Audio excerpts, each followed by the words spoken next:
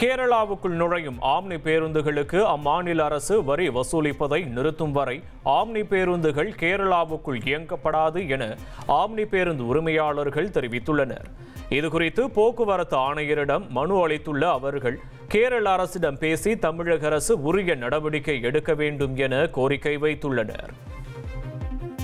Omni பேருந்துகள் கேரளாவிலும் கர்நாடகாவிலும் சிறைப்பிடித்தது சம்பந்தமாக கடந்த 2 நாட்களாக எங்களுடைய ஆம்னி பேருந்துகள் எதுவுமே நாங்கள் இயக்கப்படவில்லை.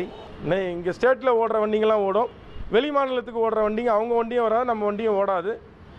கூடிய சீக்கிரத்தில் சொல்கிறேன்னு இருக்காங்க. நல்ல முடிவு வரும் என்று நாங்கள் எதிர்பார்த்துக்கிட்டு இருக்கோம். சட்டமன்ற தேர்தலை முன்னிட்டு பொது சின்னம் கோரி மக்கள் நீதி மய்யம் தேர்தல் ஆணையத்தை நாடியுள்ளது.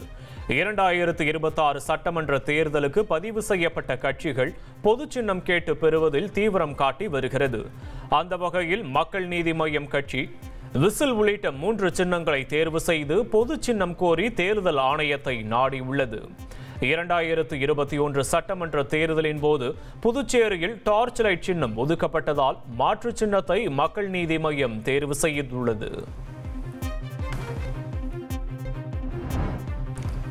சபரிமலை ஐயப்பன் கோவிலுக்கு சென்று வரும் பக்தர்களுக்கு செய்ய வேண்டிய அடிப்படை வசதிகள், பாதுகாப்பு ஏற்பாடுகள் குறித்து 2 மாநில அதிகாரிகள் ஆலோசனை கூட்டம் நடத்தினர்.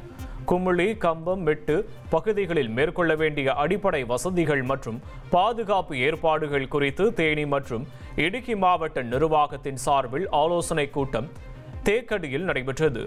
கம்பத்திலிருந்து கம்பம் மெட்டு வழி ஒரு வழி பாதையாக அமல்படுத்துவது உள்ளிட்டவைகள் குறித்து அதிகாரிகள் கலந்துரையாடினர். கோவிலுக்கு வரும் பக்தர்கள் பிளாஸ்டிக் பயன்பாட்டினை தவிர்க்குமாறு வேண்டுகோள் விடுக்கப்பட்டுள்ளது. 1,24,00,000 மனங்களை வென்ற தந்தி டிவி யூடியூப் சேனல். தவிர்க்க முடியாத தம்ப்நெயில்ஸ், கலக்கலான கான்டென்ட்ஸ். நீங்களும் இந்த குடும்பத்தில் இணைய இப்பவே சப்ஸ்கிரைப் பண்ணுங்க. அசுரபலம் கொண்ட எங்கள் டிஜிட்டல் கரங்களில் உங்கள் விளம்பரங்களை சேர்க்க வாட்ஸ்அப் பண்ணுங்க. 8939888378. Email advtthanditv@dttv.in.